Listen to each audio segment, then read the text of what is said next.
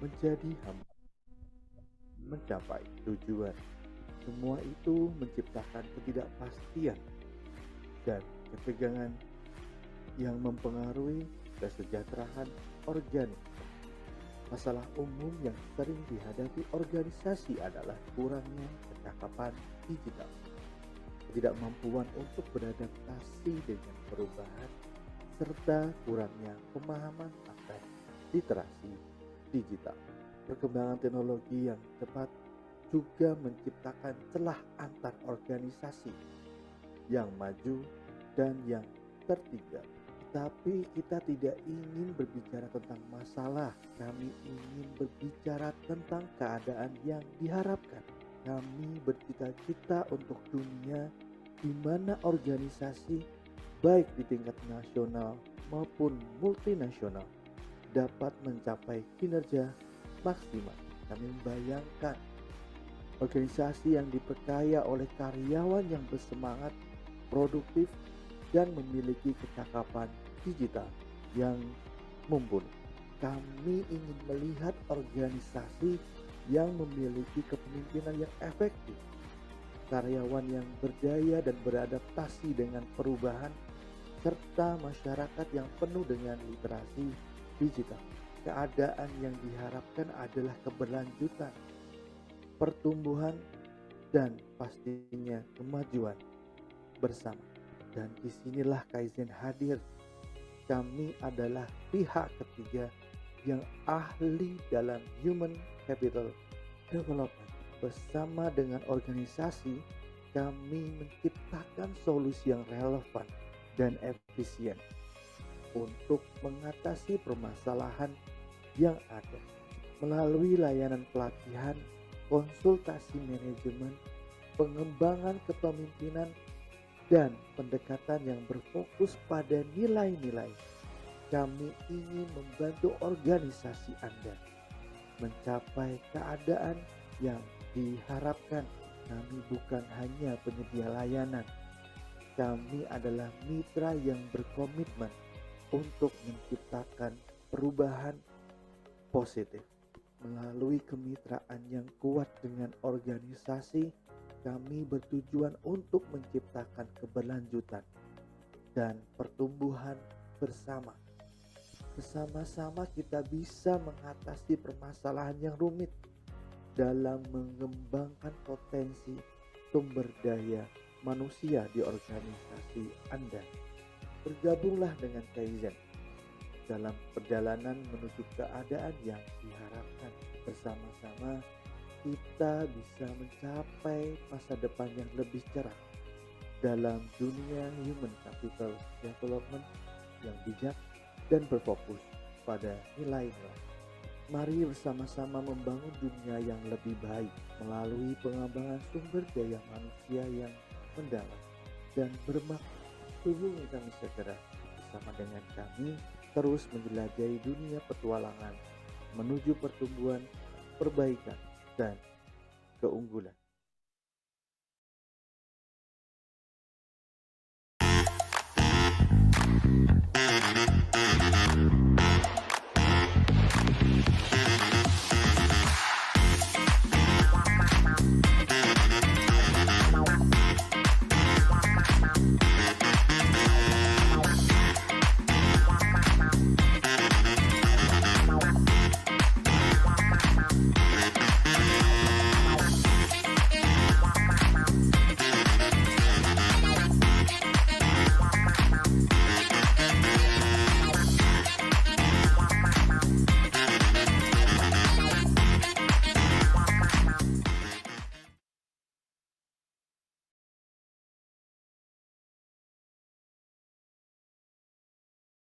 Assalamualaikum warahmatullahi wabarakatuh. Selamat sore, teman-teman semua. Selamat datang kembali di Kaizen Talk.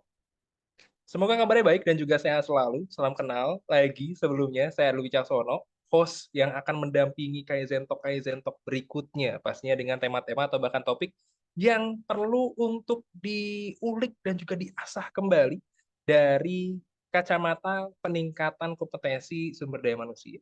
Pastinya.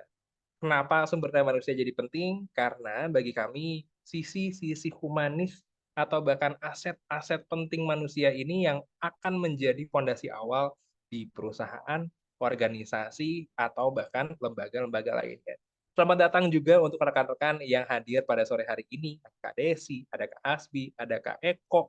Tadi juga saya lihat ada Mas Arif. Terima kasih banyak Mas Arif sudah mau join.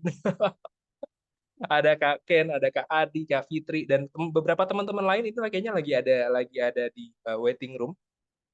Thank you so much. Selamat datang. Lagi-lagi saya ucapkan di Kaizen Talk, sesi yang kami adakan selama 2 kali dalam 1 bulan. Dan sesi ini kami ingin menjadi spesial karena kami mengundang narasumber-narasumber atau bahkan speaker yang betul-betul terjun di bidangnya secara mendalam untuk menitipkan dan juga menularkan insight-insight terkini. Dan kali ini yang akan kita bahas adalah tentang bagaimana memprioritaskan sisi keamanan digital sebagai investasi dari bisnis. Kenapa perlu ada investasi dari keamanan digital? Apa iya itu penting? Nanti akan kita bahas. Tapi sebelum dibahas dan sebelum saya mengundang narasumber kebanggaannya saya mau spill dikit deh. Saya lama banget nggak nyapa beliau. Halo Koerten, selamat sore. Halo Mas Aidil, apa kabar? Alhamdulillah baik. Gimana Malang kondisi? Malang lagi hujan deras. Ini barusan Ya, hujan angin, jadi ya lumayan lah. oke. Ya, hopefully baik-baik aja di sana ya. Amin, Sehat-sehat amin. semuanya. Kita akan ngulik-ngulik nanti nih, Koerten, terkait masalah digital security. Nanti boleh diceritain sedikit ya. Kiprahnya Exactly. Koerten juga terlibat dari sisi digital security. Karena Boleh. ada hal yang mungkin bisa diajak nih di teman-teman di sini. Oke deh, izin saya lanjut sebentar ya, Koerten ya. Sure. Oke, teman-teman, itu tadi narasumber kita sudah standby di sini. Jadi buat teman-teman, boleh banget invite teman-temannya yang lain, boleh invite rekan-rekan yang lain untuk bisa ikut diskusi bareng di sini, untuk bisa bertukar insight, juga bertukar ilmu. Lalu tukeran apa lagi? Karena Kaizen Talk, kami nggak sendiri. Seperti yang tadi dilihat di videonya, kami punya satu nilai yang ingin kita tularkan ke teman-teman semua. Kolaborasi itu udah jadi satu hal yang pasti. Udah nggak bisa lagi tuh kita ngomongin tentang kompetisi. Dari kolaborasi juga kita belajar banyak hal. Dan Kaizen Room kali ini, di tahun ini kami berkolaborasi khusus dengan kompas.id. Kolaborasi seperti apa? Saya izin share screen ya. Oke, kami bersama dengan kompas.id bersikeras untuk bisa meninggalkan experience yang luar biasa di setiap sesi. Tentu saja nggak hanya insight yang bisa teman-teman semua bawa pulang, nggak hanya jawaban-jawaban yang memang dicari-cari dari pertanyaan yang teman-teman semua miliki, tapi ada hal lain dari campaign ini. Bagaimana kami ingin teman-teman semua terus berkembang dan bertumbuh, tidak hanya dari sisi perusahaan atau bahkan organisasi, tapi juga dari individu. Tentunya, tadi seperti yang sudah saya perkenalkan, Kaizen Room di sini bergerak untuk bisa menghadirkan lebih banyak ruang-ruang bertumbuh. Ruang-ruang untuk bisa meningkatkan kompetensi dan juga perbaikan kualitas manusia untuk aktivitas aktivitas terkininya melalui banyak sekali metode, dari sisi training, workshop, hingga konsultan program berkelanjutan dan juga mitra berkolaborasi. Lalu, kolaborasi seperti apa yang kami lakukan bersama kompas.id? Jadi, bareng sama kompas.id, kami ingin melibatkan teman-teman sekalian ke dalam era baru menikmati informasi. Lewat apa? Jadi, izin saya perkenalkan juga sedikit bahwa Kompas itu punya beberapa produk yang bisa teman-teman semua akses. Pertama, dari websitenya. Lalu juga ada aplikasi yang bisa teman-teman semua download, entah itu di Play Store atau bahkan di App Store-nya. Atau koran fisik. Tapi kayaknya udah jarang ya kita pakai koran-koran fisik gitu. Nah, teman-teman sekalian, sebetulnya buat yang jarang pakai koran fisik sekarang dan biasa membaca informasi atau bahkan mendapatkan informasi langsung dari gadgetnya atau bahkan di laptopnya, bisa dibuka di mana aja, kapan aja, tahu mau baca berita-berita yang lalu, yang ketinggalan, bisa langsung dicek aja di kompas.id. Tapi, ternyata ada beberapa fitur di Kompas yang sifatnya tuh premium, teman-teman. Sifatnya tuh terbatas, nggak bisa teman-teman semua baca semua. nggak bisa teman-teman tuh coba untuk kulik satu dan lain halnya. Kami di sini bekerja sama dengan kompas.id, seperti yang tadi disampaikan, nilainya Kaizen adalah 1+1 sama dengan 3. Kita nggak mau sama dengan 2, kita mau sama dengan 3 untuk bisa punya nilai baru, bertumbuh bareng sama teman-teman semua yang ada di sini. Jadi, kita akan kasih teman-teman beasiswa literasi digital dengan gratis langganan kompas.id selama 3 bulan dengan nominal seharga Rp120.000. Gimana cara dapatnya?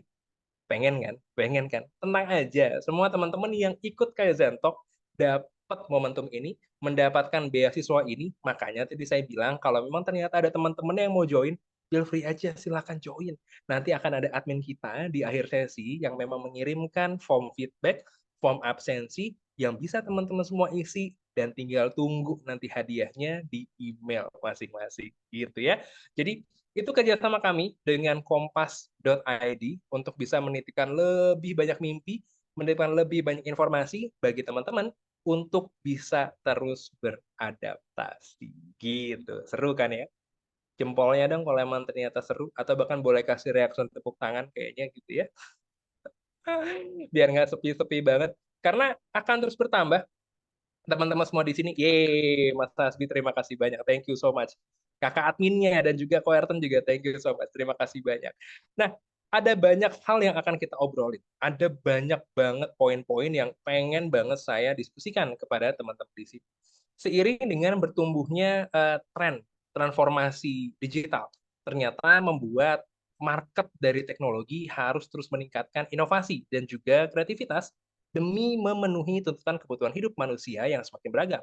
Nggak heran juga, pada akhirnya ya masa depan yang kian digital ini memunculkan peluang-peluang yang baru. Banyak banget bisnis-bisnis teknologi, banyak banget bisnis-bisnis yang memang menggantungkan hidupnya dari sisi digital. Apakah proses menggantungkan hidup ini menjadi hal yang wajar? Kayaknya sih iya. Tapi ada satu hal yang cukup mengkhawatirkan. Apakah benar kalau menggantungkan hidup atau bahkan bisnis kita dari ranah digital itu aman? Karena itu, kita akan sambut narasumber kita, teman-teman admin, boleh di-play videonya.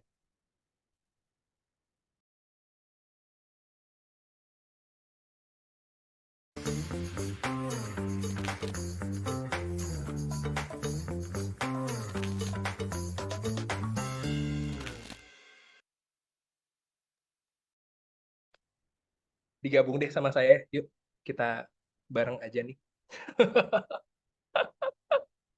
Nah, itu dia. Aduh, Finally. gila, lama banget nggak Iya, se-frame ya. beneran. Setahun lah ya. Setahun nggak sih? Hampir. Hampir tahun. Welcome di Kaizen Talk, Ko Ayrton. Thank you. Nanti kita Mas perkenalkan Eno, thank you. kiprahnya gitu ya. Tapi saya mungkin pengen memantik sedikit berbicara tentang cyber security. Tadi banyak usaha yang memang menggantungkan hidup dari sisi digital. Dan dari sisi digitalisasi ini orang tuh masih nyangka, apalagi teman-teman yang memang scale bisnisnya masih UMKM, digital tuh yang penting bisa posting. Ya. Digital tuh yang penting saya punya akun A, akun B, akun C. Tapi kayaknya tidak terfikir secara jangka panjang, Mm-mm. ini nanti efeknya berimbas kemana ya? Benar. Dampaknya akan jadi apa ya? Kayaknya hal-hal ini bisa kita obrolin langsung ya, kayaknya ya. Betul. Boleh ya Boleh dong. ceritain. Apalagi kan kemarin sempat bertualang dari sisi cyber security ya. Benar. Oke, teman-teman, tanpa berpanjang lebar, izinkan saya menyambut dengan luar biasa Ayrton, Eduardo. Waktu dan tempat, Thank you. dipersilakan. Thank you, Kaizen Talk Room team, Mas Aidil, terus tim yang ada di belakang layar juga, Mas Andika dan kawan-kawan, Mbak Ismita dan tim. Thank you very much sudah undang saya hari ini untuk pertama kalinya ke Kaizen Talk. Seneng banget bisa berbagi untuk teman-teman semuanya yang hari ini mungkin hadir di Zoom, and probably nanti ada banyak lagi yang akan nonton di YouTube kayaknya ya, nanti karena ini juga akan di-upload ke YouTube. So, kalau nggak ketemu langsung, salam kenal. semuanya, saya Ayrton Eduardo Arya Prabawa. Sebelumnya saya izin untuk share screen ya, karena part of it ada di situ. Sebentar. Alright, this one. Oh shoot, ini harusnya bentar. Oke. Sudah bisa melihat layar saya? Apakah sudah terdisplay? Oke, I hope it's clear ya, teman-teman. Baik, selamat Ya, datang di clear. kelas ini. Thank you, Mas Aidil. Kelas keamanan siber untuk ekosistem usaha. Sebetulnya apa yang kita akan diskusikan hari ini nggak cuma untuk bisnis ya, tetapi untuk hal-hal yang berkaitan dengan kegiatan atau digital activity kita sehari-hari. Tetapi karena memang saya dan juga mungkin Mas Aidil dan teman-teman punya fokus pada pengembangan ekosistem usaha, jadi nanti mungkin fokusnya, konteksnya akan lebih banyak ke arah pada saat kita memang sebagai wirausahawan atau teman-teman profesional yang bekerja di bidang digital. Kita kepengen bagaimana membentuk sebuah proteksi keamanan yang mumpuni untuk kegiatan kita, untuk daily activity kita di era digital sekarang, gitu ya. Jadi bahasa kerennya kita mau prioritize cyber security concern untuk bisnis kita. Nah, tadi sudah dikenalin sedikit sama Mas Aidil, saya siapa? Inilah saya, Ayrton Eduardo Arya Prabawa, nama saya salam kenal semuanya, saya dari Kota Malang, Jawa Timur. Domisili saya di Malang, Jawa Timur. Saya pernah tinggal di Surabaya selama beberapa tahun, kemudian 2017 saya balik ke Kota Malang untuk bentuk usaha saya, Revolutions, sebuah digital branding dan marketing agency. Jadi tahun ini usaha saya sudah masuk ke tahun ke-7, saya berbisnis, dan ini adalah tahun pertama di mana sebetulnya saya secara resmi atau secara official memutuskan untuk berkantor secara fisik ya, dan membentuk tim baru secara fisik. Jadi sebelumnya saya lebih banyak solopreneur, jadi biasanya paling dibantu sama teman-teman vendor atau like another business atau another agencies. Tapi tahun ini karena tahun kemarin sebetulnya, bukan tahun ini. Tahun kemarin di 2023 karena ada beberapa proyek yang mengharuskan saya untuk banyak terlibat bersama tim, jadi finally I have to form a new team gitu. Saya kenal sama Mas Aidil sudah sejak tahun berapa ya? 2018 kalau nggak salah, kalau nggak 2019 ya. Melalui beberapa program juga. Beberapa di antaranya ada program Grow with Google. Waktu itu untuk program Gapura Digital dan juga Women Will. Kemudian juga ada program dari Mercy Corps Indonesia, Micro Mentor. Kemudian juga ada beberapa program bersama dengan Kominfo atau mungkin juga dengan beberapa instansi yang lain yang kami sering bertemu, gitu ya. Saat ini saya juga sibuk mengajar sebagai praktisi, dosen praktisi untuk beberapa kampus melalui program praktisi mengajar bersama Kemendikbud. Selain itu, saya juga adalah bagian dari keluarga Duta Damai Jawa Timur yang dibentuk oleh BNPT, Badan Nasional Penanggulangan Terorisme Republik Indonesia, di mana saya adalah salah satu Duta Damai Jawa Timur untuk batch yang pertama. Dalam komunitas ini, saya berperan sebagai influencer dan juga content creator. Saat ini saya lebih banyak membantu di belakang layar untuk regenerasi duta-duta yang baru, seperti itu ya. Nah, selain itu, saya juga masih punya kegiatan pekerjaan yang lain yang saya tekuni juga. Ada 2 ya, sebagai penerjemah, translator dan interpreter, dan juga editor buku. Nah, kenapa saya bisa punya profesi di bidang bahasa?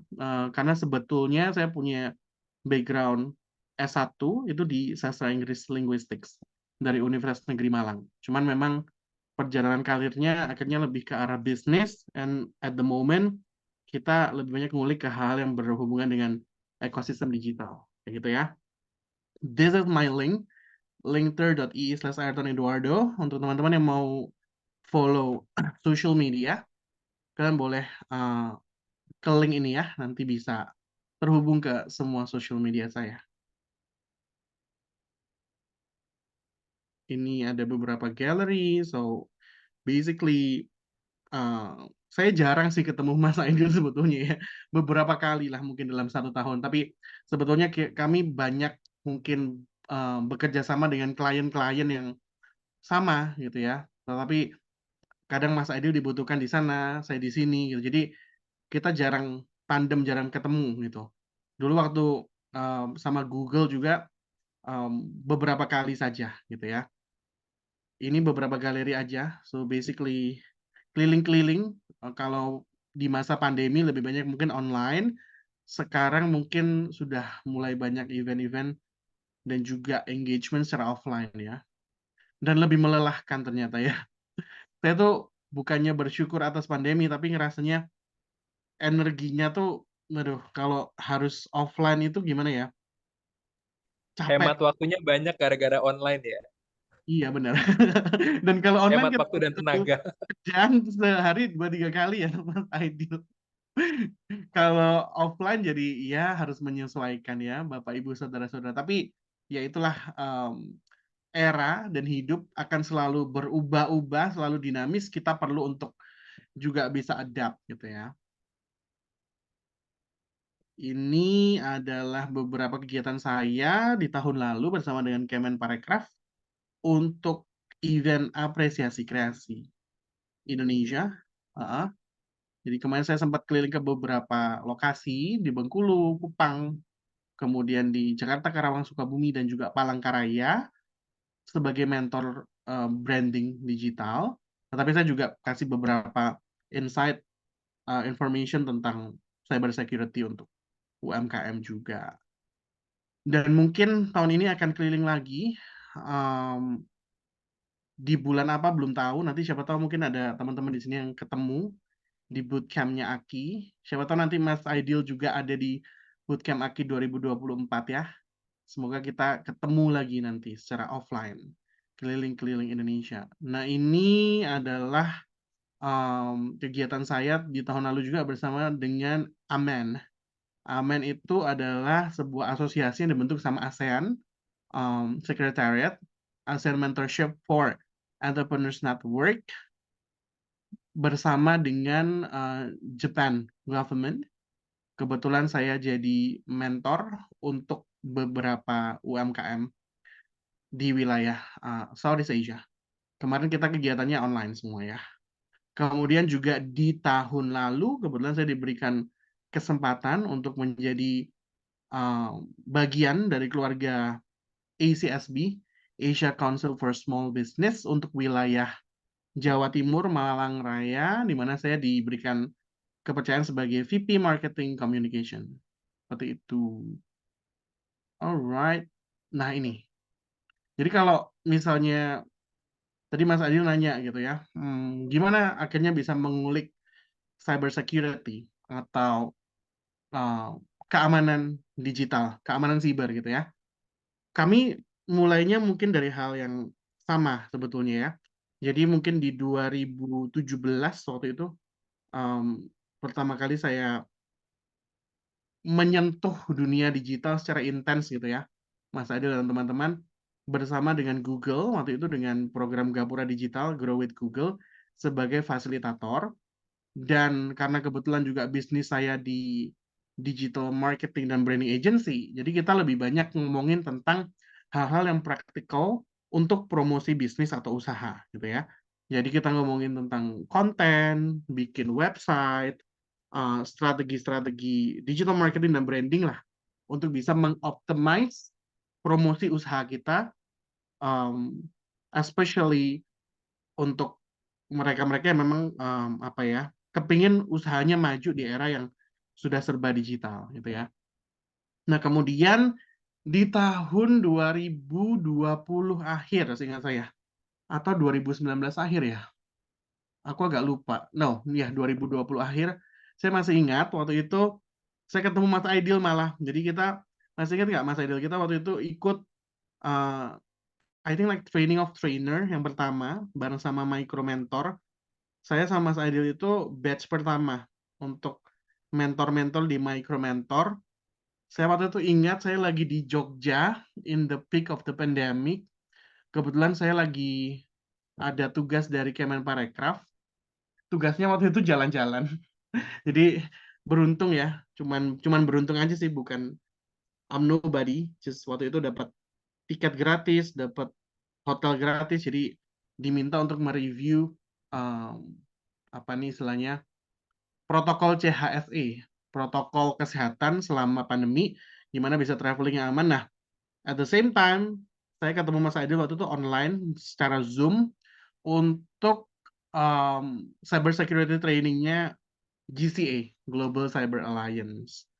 Nah, cuman mungkin bedanya habis itu saya ikut program yang lain.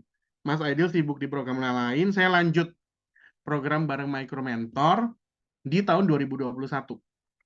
Ada program waktu itu namanya Sigap UMKM sepanjang 2021. Jadi kita memang fokusnya adalah di nurture mentor-mentor ini untuk melatih mentor-mentor yang lain di seluruh Indonesia untuk ngomongin tentang cyber security atau keamanan siber. Nah, bertepatan juga di tahun 2021 itu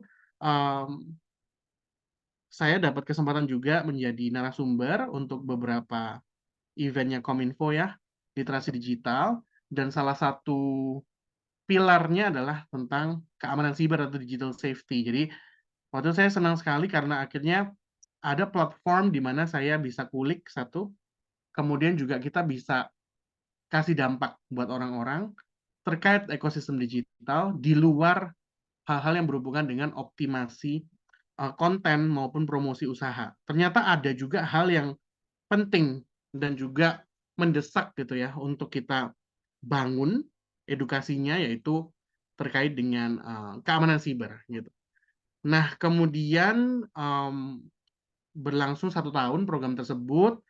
Saya juga banyak membantu di program-program yang lain dari Mercy Corps maupun Micro Mentor terkait keamanan siber. Jadi sebetulnya tuh bukan saya yang paling bisa atau paling hebat, sebenarnya enggak. Cuman pada saat itu saya ingat banyak sekali mentor-mentor yang bukan menolak ya, karena kita tuh dapat trainingnya Mas Adil, kita dapat training dari Global Cyber Alliance. Nah, mereka itu headquarter-nya di London. Jadi memang semuanya berjalan dalam bahasa Inggris, modulnya juga gitu. Jadi saya tuh sering sekali diminta dadakan sama pihak Mercy Corps maupun Micro Mentor untuk masuk ke beberapa event mewakili, sebetulnya untuk bicara dari apa yang sudah dipelajari. Jadi kayak kebiasaan aja kalau ada event tentang cyber security, kemudian saya mewakili sebagai mentor atau sebagai speaker gitu. Terus kemudian saya mendapatkan keberuntungan yang lain di akhir tahun 2022, pihak Global Cyber Alliance mencari apa ya istilahnya sosok KOL gitu ya, Key Opinion Leader. Key Opinion Leader itu bukan berarti harus terkenal, tetapi siapa orang yang punya touch of apa ya impact di industrinya masing-masing. Waktu itu yang dicari adalah mentor dari ekosistemnya Kemenkop UKM dan juga Micro Mentor terkait dengan keamanan siber. Nah, kebetulan saya dipercaya untuk diwawancara oleh Global Cyber Alliance untuk diterbitkan sebuah blog di international website-nya mereka, Global Cyber Alliance. Nah, ini hasilnya. Kemudian diterbitkan dalam 2 bahasa, ada bahasa Indonesia dan bahasa Inggris. Kebetulan mereka membuatnya dalam bahasa Inggris, and they know that aku adalah seorang penerjemah, so they ask my support untuk menerjemahkan juga blognya gitu ya.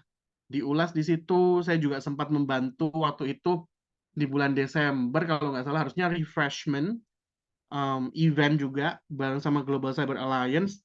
Harusnya saya dapat refreshment nih teman-teman untuk belajar tentang cyber security, tapi ternyata last minute mereka butuh interpreter, jadi akhirnya saya nggak jadi belajar sebagai peserta, saya jadi interpreter untuk event mereka seperti itu. Nah, nggak berhenti di situ. Seiring waktu di sepanjang tahun 2022, 2023, saya banyak belajar tentang keamanan siber, bagaimana kita akhirnya perlu untuk punya concern yang lain, tidak hanya tentang hal-hal yang bersifat optimasi bisnis dan promosi gitu ya, tetapi terkait dengan sisi-sisi keamanan atau safety.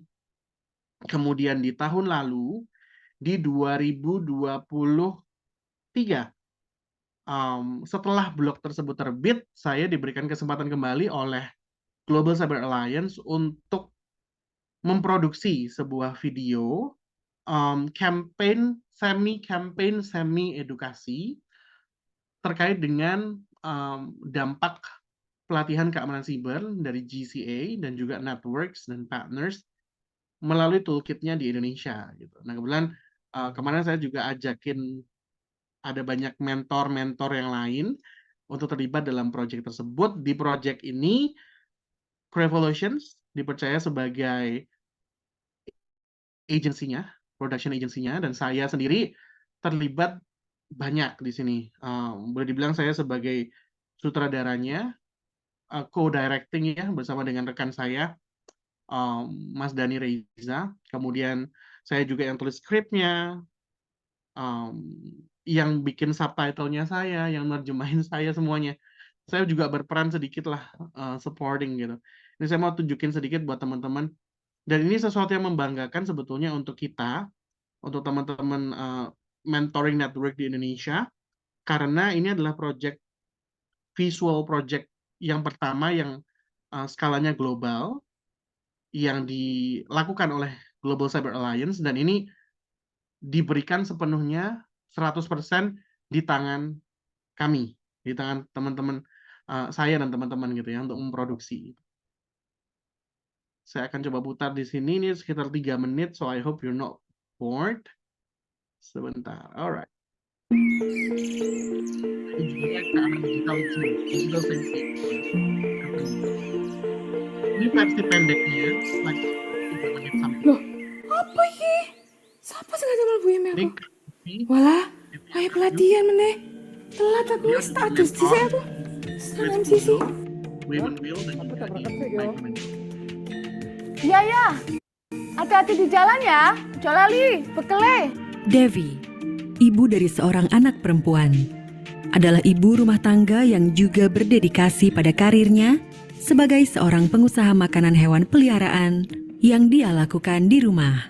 Dia juga memiliki panggilan untuk membantu orang lain di sekitarnya berfokus pada pengembangan sektor UMKM di desanya. Di Indonesia, sektor usaha mikro, kecil, dan menengah berfungsi sebagai tulang punggung ekonomi. Dengan lebih dari 64 juta orang dalam komunitas ini, UMKM bertanggung jawab atas penghidupan ratusan juta masyarakat.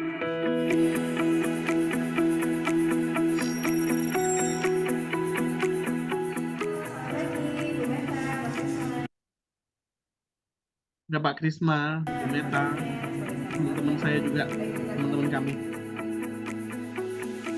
Namun, seiring bisnis bertumbuh dan menjadi lebih digital, mereka menghadapi ancaman baru.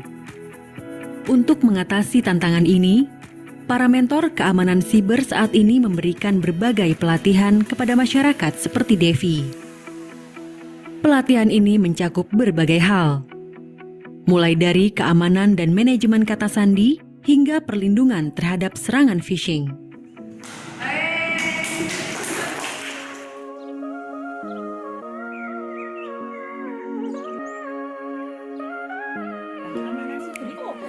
Ini lo tak tutui. Lek misalnya ono SMS, ono link-link kok ini, ojo dipencet, iku bahaya.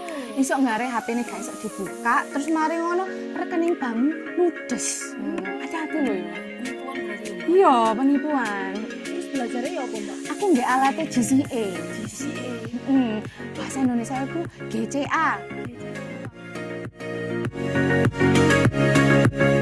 Saya merasa lebih percaya diri setelah mengikuti pelatihan keamanan siber menggunakan peralatan dari GCA. Saya semakin menyadari bahwa saya tidak sendirian dalam menghadapi ancaman keamanan digital. Saya juga semakin memahami bagaimana menjaga keamanan kata sandi dan berbagai hal lain yang dapat menghindarkan saya dari tindakan kejahatan dan penipuan online.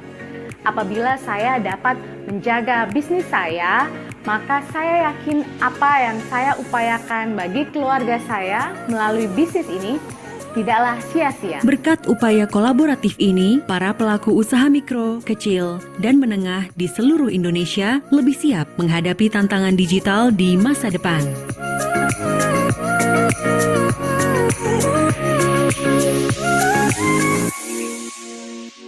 That's it. Ada versi yang panjang sebetulnya, Mas Aidil dan teman-teman Kaizen, versi yang 8 menit, dan itu very beautiful karena saya juga kasih elemen-elemen budaya dan juga hal-hal yang khas gitu tentang Indonesia. Kalian boleh cek di YouTube Kita channelnya. bisa cek di YouTube ya berarti ya? Bisa di YouTube channelnya Global Cyber Alliance atau di YouTube channelnya Revolutions. Nanti Sure. teman bisa nonton yang 8 menit itu informasinya lebih rigid dan elemen-elemen sinematografinya lebih lengkap gitu. Cool. Nanti Aku izin teman-teman share bisa- linknya di chat ya teman-teman ya. Boleh Bisa. banget. Thank you. Thank you. Sorry. Nah, apa yang tadi kita obrolin di depan, bahwa kita hidup di era yang sangat dinamis ya, especially at the moment kita hidup di era kemajuan teknologi gitu. Dan benar-benar kalau dibilang kemajuan teknologi di era sekarang ini, taruhlah di 15 tahun terakhir ini adalah kemajuan yang sangat pesat gitu. Jangankan 15 tahun, mungkin 5 tahun yang lalu saja teknologi udah beda banget ya. Kalau teman-teman ingat mungkin 2017, 2018, or even like 2019 itu baru 4 tahun, 5 tahun yang lalu, kita tuh belum akrab loh dengan hal-hal seperti ini. Taruhlah kayak Zoom, ya kan? And then like social media kita udah ada, tapi not like what we have today, nggak seperti apa yang kita punya sekarang gitu ya. Segala sesuatu masih belum secanggih sekarang rasanya. Dan kalau kita ngomongin tentang teknologi itu kan banyak ya, nggak cuman komputer, nggak cuman teknologi internet dan digital. Kalau misalnya mesin gitu, di dekade-dekade yang lalu, kita butuh waktu mungkin 100 tahun, 150 tahun untuk menemukan sebuah invention teknologi tertentu gitu. Nah sekarang dengan era kemajuan teknologi digital gitu ya, semuanya itu seperti diakselerasi, dipercepat gitu. Dari apa yang kita nggak ngerti, atau at least di Indonesia mungkin belum ada, belum masuk, 4-5 tahun aja udah seperti sekarang. Especially kemarin karena kita juga sempat menghadapi pandemi COVID-19 ya, di mana ada baiknya. Baiknya adalah kemudian literasi digital masyarakat dipaksa untuk meningkat gitu ya, dan juga mendorong pertumbuhan usaha ataupun UMKM yang jadi lebih pesat. Kenapa? Ya karena banyak orang yang kehilangan mata pencaharian, kehilangan pekerjaan, jadi putar setir, banting setir jadi pengusaha gitu ya. Nggak apa-apa, kalau memang jalannya seperti itu, it's okay. Tapi yang perlu kita pahami sekarang adalah kemajuan teknologi, kemajuan di era digital ini, juga nggak sepenuhnya kemudian semuanya positif dan semuanya mudah seperti itu saja. Kita nggak harus jadi ahli information technology atau IT, nggak harus yang jadi ahli coding untuk punya mindset yang benar terkait kejahatan siber dan bagaimana kita bisa meletakkan kebiasaan-kebiasaan atau habit keamanan dalam kegiatan kita sehari-hari. Kita perlu untuk mengerti saja setidaknya apa yang menjadi threat atau ancamannya dan bagaimana kita bisa menanggulangi itu atau memitigasi seperti itu ya. Nah, kalau kita ngomongin tentang kejahatan online atau kejahatan siber itu banyak banget ya. Ini saya kasih beberapa mungkin kategorinya gitu. Misalnya peretasan data, atau biasanya ada orang bilang, oh sosmed saya dihack gitu ya, atau data saya dihack nih, tiba-tiba saya nggak bisa akses Instagram saya atau WhatsApp saya dan lain sebagainya. Nah biasanya itu ada modus operandinya. Misalnya mungkin ternyata mereka itu mencuri akses, kemudian mengunci akses platform kita itu melalui tautan, atau inilah disebut dengan phishing ya. Dan ini kadang kita nggak sadar. Nggak sadar itu bukan karena gaptek ya. Kalau misalnya kita gagap teknologi ya, itu satu kondisi. Banyak yang gagap teknologi. Mas Aidil, saya ini sebagai istilahnya orang-orang yang bergerak di bidang digital. Kami juga banyak bergerak di proyek-proyek yang berhubungan dengan literasi digital gitu ya. Kita tahu angkanya bahwa masyarakat di Indonesia itu almost majority atau hampir mayoritasnya masih di garis gagap teknologi gitu ya. Jadi boleh dibilang memang kadang kalau nggak ngerti ya itu it's a situation. Tetapi kadang-kala juga karena kita hidup di era yang sangat disruptif ya, informasi banyak sekali. Kita kalau punya handphone mungkin nggak satu, bisa ada dua, tiga, masih ada tablet, masih ada mungkin laptop, di kantor ada PC. Jadi bayangkan betapa banyak informasi yang masuk ke kita. Sometimes tanpa kita sadari, kita lagi nyetir, ada yang kirim email, ada yang komen di social media kita. Begitu banyak notifikasi yang masuk, sekalipun kita silent, tetap memang tidak semudah itu untuk kemudian menjadi aware dan sangat berhati-hati. Jadi kadang mungkin kita lagi nyetir atau apa, ada pesan masuk, kita nggak sengaja kita tekan aja, gitu ya. Nggak taunya ternyata itu link phishing atau jebakan dari orang yang jahat gitu. So, most of the time itu bukan tentang kita mungkin gagap teknologi, tetapi bagaimana kemudian kita punya awareness yang betul-betul mendalam bahwa semuanya bisa menjadi korban dari kejahatan siber. Jadi kita memang harus ekstra hati-hati. Pernah nggak saya menjadi korban kejahatan siber? Hampir beberapa kali. Tetapi sejauh ini memang saya orangnya sangat hati-hati ya. Saya tuh hampir tidak mau angkat telepon pada saat misalnya saya nyetir atau saya lagi meeting atau lagi melakukan hal yang lain. Kalau hal-hal itu berhubungan dengan konektivitas internet dan informasi, biasanya saya akan izin atau ambil waktu sebentar untuk kemudian melihat apa yang perlu saya cek gitu. Jadi boleh dibilang kalau dari 100 attempt, mungkin 99 attempt-nya saya lolos dari kejahatan siber gitu. Kemudian misalnya juga ada orang yang mencuri aset digital gitu ya. Beberapa tahun ini kita sering juga dihebohkan dengan misalnya ada data-data pribadi gitu ya yang tersebar atau misalnya dokumentasi-dokumentasi apa yang kemudian akhirnya masuk ke ranah-ranah yang lain tuh secara hukum, secara undang-undang ITE, pornografi dan lain sebagainya gitu ya.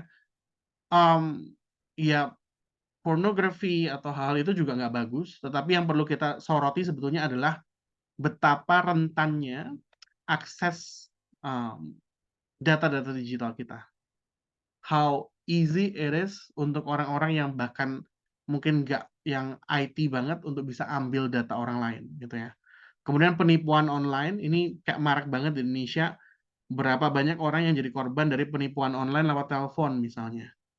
1 mingguan yang lalu kebetulan salah satu teman saya itu sempat kena seperti itu juga karena phishing sepertinya. Jadi dia nggak sengaja tekan sesuatu atau aplikasi apa saya nggak tahu. Kemudian daftar kontaknya ke record sama aplikasi itu. Dia nggak tahu itu udah berjalan beberapa minggu. And then data itu dimanfaatkan oleh istilahnya orang-orang yang melakukan penipuan, memberikan ancaman gitu. Jadi istilahnya kayak di telepon, teman-temannya dikasih tahu kalau si dia ini punya hutang, padahal setelah dicek nggak ada. Jadi itu cuman kayak ancaman-ancaman aja. Ya namanya orang coba-coba ya, siapa tahu ada yang kena gitu kan, bisa transfer.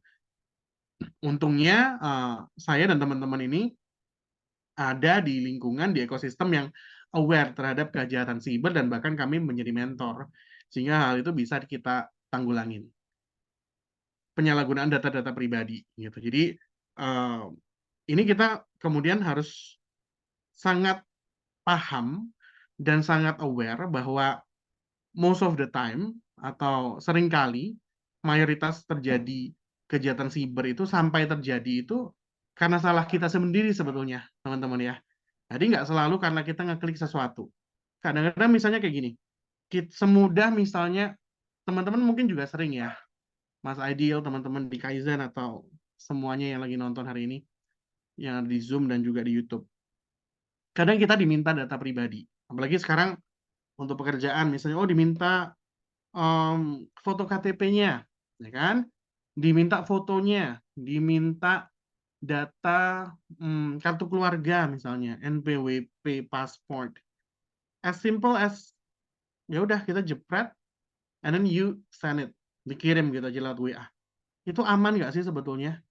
Sebetulnya dibilang aman ya enggak. Ya kenapa enggak? Karena kita kasih data itu udah benar-benar nggak ada control. Kita nggak bisa expect bahwa semua orang akan merawat data kita. Dia akan hati-hati, dia store. Kalau dia udah nggak pakai, dia akan delete. Misalnya kayak gitu. Apakah semua orang punya etika dan habit yang sudah seperti itu? Saya rasa belum, ya, apalagi di Indonesia. Nah, kita sendiri punya nggak kesadaran untuk menjaga data kita?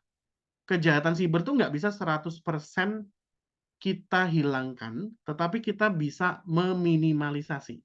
Contohnya, misalnya tadi terkait dengan data kita yang tersirkulasi dengan sengaja memang, karena memang untuk kebutuhan kerja hari-hari ini.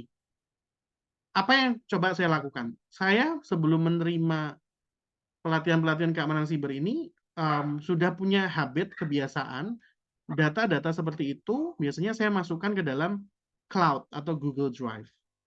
Selalu seperti itu. Kayak misalnya kemarin Mas Andika, tim Kaizen minta data saya, minta foto, gitu ya, minta CV. Apa yang saya berikan? Saya berikan link PR data yang contain semua data saya. Nah, misalnya seperti itu. Nah, itu kita bisa kontrol. Setelah selesai dipakai, event selesai, link itu mungkin bisa saya kunci. Misalnya seperti itu loh. Tapi Ertan, data kamu kan sudah di-download, sudah disimpan sama Mas Andika misalnya.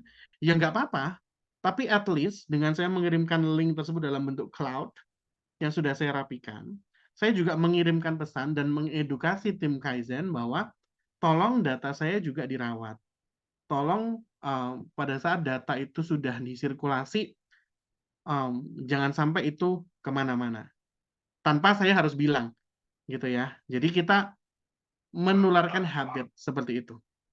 Daripada misalnya saya ya udah biar gampang saya kirim aja lewat WA. Oh sekarang udah bisa kirim HD, ya kan, biar nggak pecah. No, it's not about itu.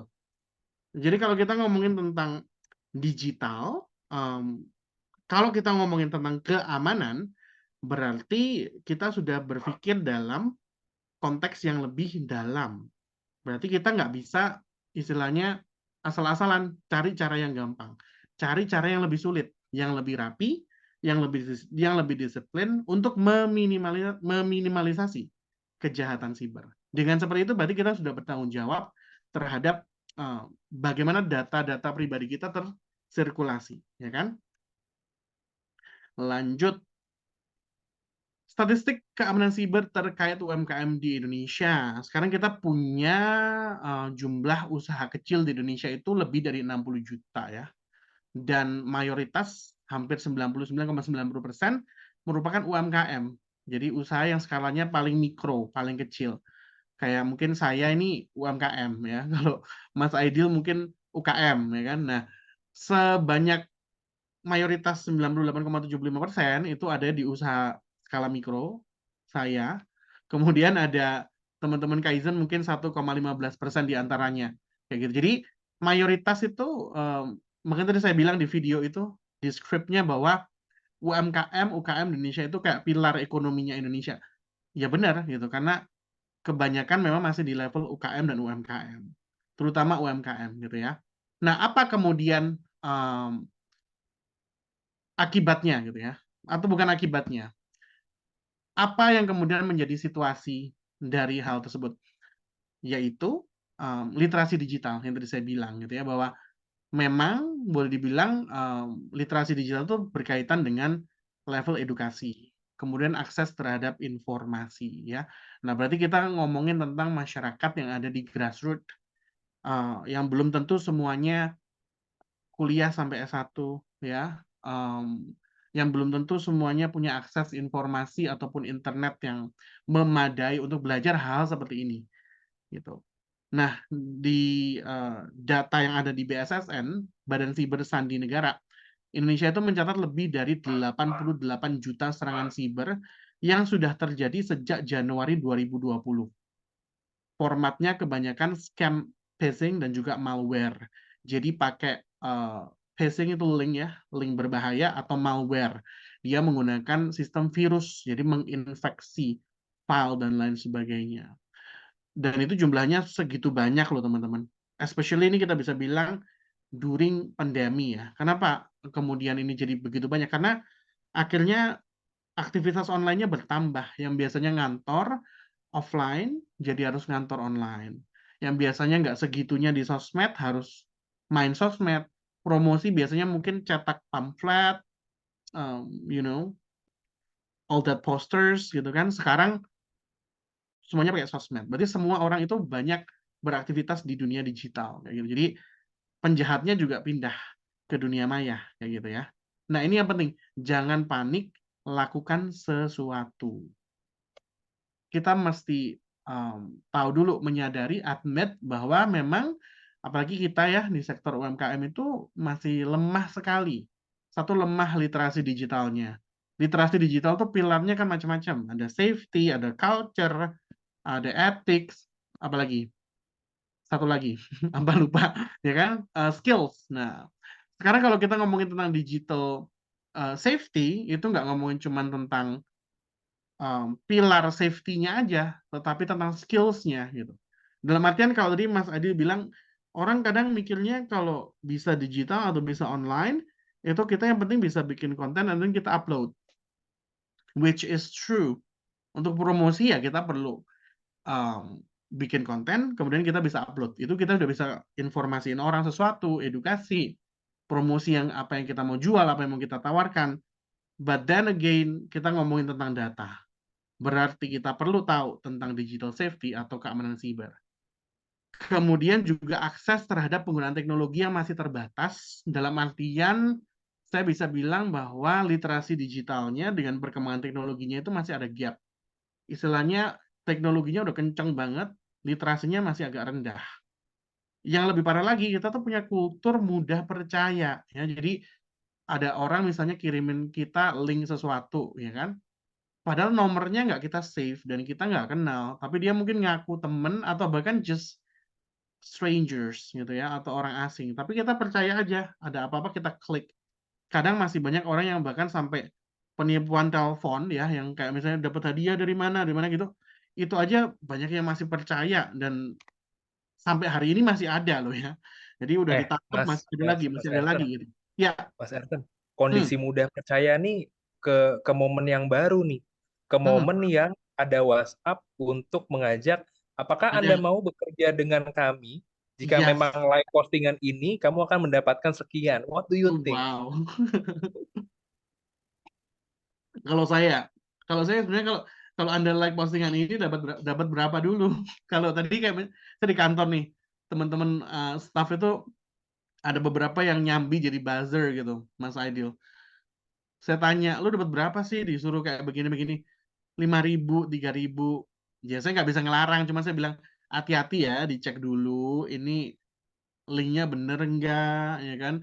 Takutnya nanti ini phishing dan lain sebagainya gitu. Kalau demi 3.000 kemudian kita mengorbankan segala hal dan keamanan kita, kan jadinya lucu ya gitu. Dan biasanya penipu itu juga aneh-aneh gitu ya Mas Aidil ya, ngirimin kita mungkin seakan-akan temen, ya kan? Seakan-akan bisnis. Nanti apa segala macam. Jadi makanya kultur mudah percaya ini harus kita kemudian apa ya, koreksi kembali gitu teman-teman. Ya, jadi percaya itu boleh, kita trust people, trust other person itu baik, itu suatu goodwill ya. Kalau kita berbisnis, berdagang segala macam, oh kita perlu percaya sama orang lain. Oh kita membuat orang lain percaya sama kita. Itu goodwill gitu ya. Tetapi kemudian dalam interaksi digital, manajemen data digital, kita perlu untuk kemudian lebih berhati-hati. Nggak sembarangan kemudian apapun yang kita terima, and then kita telan mentah-mentah, gitu ya. And then kita pencet sana-sini.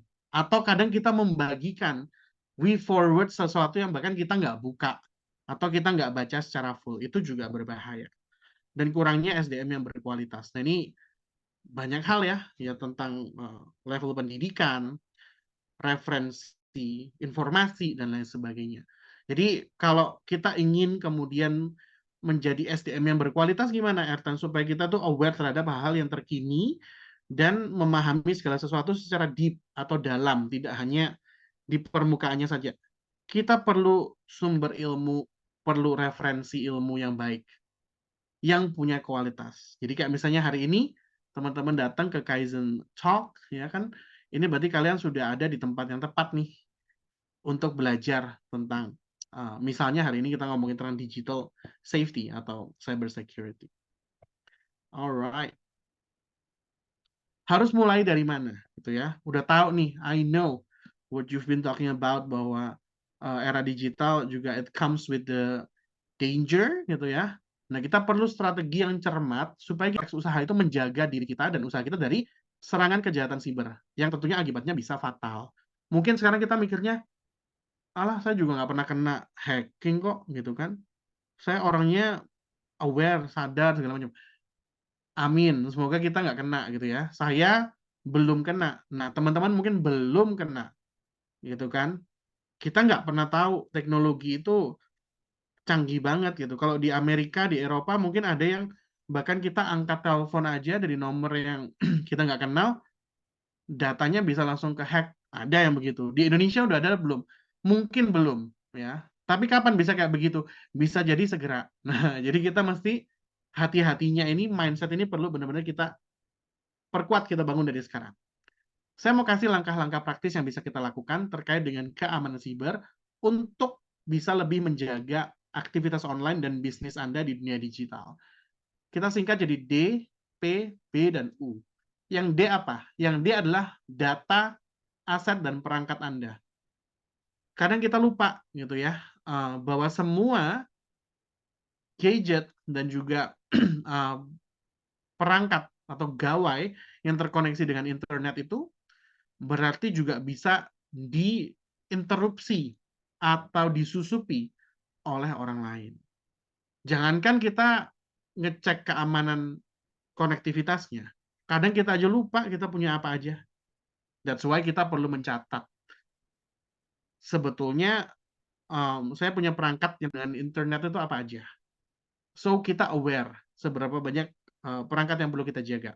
Kemudian kita juga perlu melakukan pencadangan atau backup data digital. Ini penting ya teman-teman ya. Jadi kalian punya file seberapa banyak, terutama hal yang berhubungan dengan pekerjaan ya, mungkin data-data Anda tentang pendidikan, dokumentasi keluarga segala macam. Pokoknya hal yang memang Anda anggap penting lah. Itu perlu untuk senantiasa di backup. Backup bisa macam-macam ya, bisa secara online maupun offline. Kalau online ya kita bisa backup melalui cloud, melalui layanan-layanan memang terpercaya. Saya nggak percaya sama Google, soalnya Google itu katanya gimana bla bla bla. Ya sudahlah, menurut saya percaya aja gitu ya. Karena kita nggak ikut bikin internet teman-teman ya. Jadi kayak menurut saya gini, kadang kita itu terlalu banyak asumtif ya. Nanti kita udah pakai Google sekian lama karena termakan konten sosmed misalnya atau teori-teori konspirasi, terus kita ngobrolnya, oh nggak aman nih kayaknya Google nih gitu. Ya kecuali kita bisa bikin cloud sendiri, ya kan? Atau mungkin kalian punya pilihan yang lain, cloud-cloud yang memang bisa Anda akses, Anda bisa mencadangkan ke sana. Kemudian kalau secara offline atau tidak secara internet, ya Anda bisa mencadangkan ke external hard disk misalnya, ke flash disk atau alat-alat penyimpanan yang Anda bisa jaga keamanannya. Namanya backup ya jangan dibawa kemana-mana gitu ya. Nanti kita udah kasih external hard disk, terus external hard disknya dibawa keliling. Misalnya kayak saya atau Mas Aidil keliling-keliling dari kota satu ke kota yang lain di Indonesia, terus external hard disknya dibawa kemana-mana gitu ya. Ya itu namanya kita cari perkara sendiri gitu. Ntar itu external hard disk jatuh di jalan, ya kan, jatuh di laut, ya kan, atau diambil orang, ya sama aja. Berarti gimana etern yang baik? Cadangkan di kedua-duanya, di cloud maupun secara offline juga. Jadi kita tuh punya backup. Kalau ada apa-apa, nggak selalu dicuri orang, teman-teman. Bisa rusak, bisa hilang karena kesalahan kita sendiri, jatuh, ya kan? Atau istilahnya kalau orang Jawa bilang tuh ketelisut. Ketelisut tuh apa? Sembunyi di mana gitu ya, kita nggak tahu nyimpen di mana. Kita masih punya sumber data dari tempat yang lain. Kemudian P, periksa akses. Pastikan Anda mengenali akses data Anda. Jadi Anda misalnya punya social media, kemudian Anda sosial media itu ada juga untuk usaha atau bisnis. Anda punya admin atau manager atau officer yang kemudian menggunakan bisa jadi handphone kantor atau perusahaan atau handphonenya sendiri untuk akses data-data email, sosmed dan lain sebagainya. Karena memang itu berhubungan dengan pekerjaannya. Nah, kadangkala pemilik usaha, terutama teman-teman di level UKM dan UMKM itu nggak hati-hati ya. Jadi saya itu tahu sendiri teman-teman karena saya pernah bekerja di perusahaan orang juga ya. Before I started my entrepreneurship journey gitu. Bahkan yang namanya apa ya, serah terima itu kalau pegawai itu harusnya yang benar ya serahin semuanya termasuk data digitalnya gitu. Dan itu yang saya lakukan dulu gitu ya. Karena saya kerjanya di departemen promosi waktu itu. Kemudian saya pegang sosmed, saya pegang email segala macam. Ya saya ganti passwordnya, kemudian saya serahkan ke HRD misalnya seperti itu. Nah, berapa banyak yang melakukan itu? Terutama di level usaha kecil. Kadang enggak ya. Jadi orang datang dan pergi, itu sosmed masih nyantol di HP-nya dia. Ya kalau tidak diapa-apakan ya, mungkin kita masih beruntung. Kalau suatu waktu ada hal-hal yang sifatnya jahat, kemudian orang menyalahgunakan gimana? Nah, kemudian yang B, batasi admin. Terutama kalau kita memang di level UKM atau UMKM yang officer-nya masih terbatas, timnya masih terbatas, sebetulnya itu menurut saya ada satu keuntungan. Kalau kita sebagai owner ataupun director atau pemilik usaha itu nggak malas ya. Karena kan berarti yang punya akses itu sangat sedikit gitu. Kalau saya saat ini saya punya staff total itu ada 8 orang. 2 orang intern. Jadi ada 10 ya total ya. Yang 2 magang gitu. Saya kasih nggak admin sosial media? Tidak. Ya, jadi sampai saat ini gitu ya, di level usaha saya masih pegang semuanya sendiri. Tetapi pada saat kita berkantor, kita sistem kerjanya hybrid ya. Jadi kita berkantor seminggu itu 2 kali secara offline. Sisanya kita kerja online gitu ya. Pada saat mereka ada di kantor, saya berikan mereka HP administrator untuk mereka bisa update, mereka bisa bikin konten, upload di situ. Selesai pekerjaan ya saya ambil dulu. Gitu ya. Sampai kapan saya seperti itu? Sampai nanti saya memang bisa membentuk departemen promosi sendiri misalnya dengan manajer yang saya bisa percaya, misalnya seperti itu. Berarti belum sekarang, mungkin belum 2 atau 3 tahun lagi bahkan. Jadi saya sebagai pemilik usaha kecil ya saya harus mau melakukan hal-hal yang lebih lebih repot sebetulnya. Tapi menurut saya sih nggak repot ya. Karena ya nanti gimana kalau misalnya kita punya 100 staff misalnya. Malah nggak karu-karuan gitu ya. Kalau kita nggak ngerti apa-apa gitu. Jadi sekarang saya coba untuk membangun dulu sistemnya sebelum kemudian saya mendelegasikan kepercayaan itu ke tim misalnya seperti itu. Kemudian update, U-nya update. Jangan lupa untuk mengupdate atau memutakhirkan software atau aplikasi bila mana perlu. Perlunya itu gimana ya? Perlunya itu sering banget, apalagi kita ngomongin tentang aplikasi ya, dan juga software gitu. Mereka itu memang punya regular schedule atau schedule secara istilahnya umum untuk melakukan update dalam sistemnya. Kenapa? Karena pada saat mereka melakukan update itu mereka menambal lubang-lubang atau celah-celah keamanan. Nah, jadi kalau misalnya rumah tuh mungkin ada yang bocor, ya, ada yang retak dindingnya atau atapnya, ada yang gentengnya pecah. Nah, itu harus ditambal supaya nggak tikusnya masuk, ya kan, kecoaknya datang, atau nanti airnya masuk, misalnya kayak gitu. Ditambal celah-celah keamanan itu dengan melakukan update, kita nggak perlu bikin aplikasi sendiri, nambahin itu nggak perlu, update aja. Tapi saya nggak bisa update karena HP saya misalnya memorinya penuh. Nah, dicek dulu. Kenapa memorinya penuh? Mungkin Anda menggunakan aplikasi yang tidak diperlukan. Atau ada aplikasi-aplikasi yang tidak dipakai tapi di-download. Mungkin HP-nya nggak cukup atau nggak mumpuni main game. Tapi kita paksa main game. Padahal HP-nya pakai kerja juga. Berarti prioritas gitu ya. Kemudian misalnya file-file lama yang udah nggak dipakai bisa coba dihapus. Sampah di handphone bisa dihapus dulu Supaya apa? Supaya apapun gadgetnya, sesederhana apapun, sejadul apapun, masih kita bisa optimalkan untuk keperluan-keperluan yang memang prioritas satu, dan kedua ada sisa ruang untuk kita melakukan pemutakhiran atau update seperti itu ya. Jadi kalau kalian pakai Android ya bisa melalui Play Store atau App Store, bahkan kita bisa aktifkan juga untuk update otomatisnya seperti itu ya. Tips praktis mengamankan diri dari kejahatan siber. Saya bagi jadi 3 kategori pengamanan ya, karena ini yang sering kali berhubungan sama kita like every day. Sosmed, kalau sosmed, sosial media, tergantung kalian pakai apa gitu. Ini si Twitternya masih nyangkut di situ, harusnya X ya. Pasti kalian perlu mengaktifkan two-factor authentication atau autentikasi 2 langkah. Biasanya bisa pakai OTP, one time password ya, atau mungkin sekarang udah pakai gesture lock, atau mungkin pakai scan biometrik gitu ya, pakai wajah, pakai mata seperti itu. Kemudian kita juga perlu ngecek password atau kata sandi kita apakah sudah aman, sudah cukup kompleks atau belum gitu ya.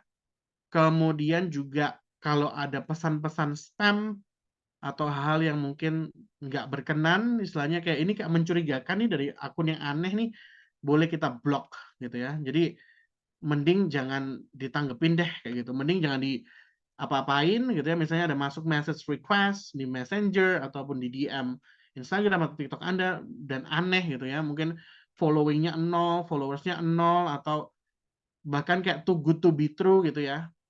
Kalau saya biasanya saya delete atau saya block kayak gitu. Kemudian ini juga bisa dilakukan verifikasi akun. Sekarang beberapa social media juga memberikan fasilitas untuk self verification if you want to.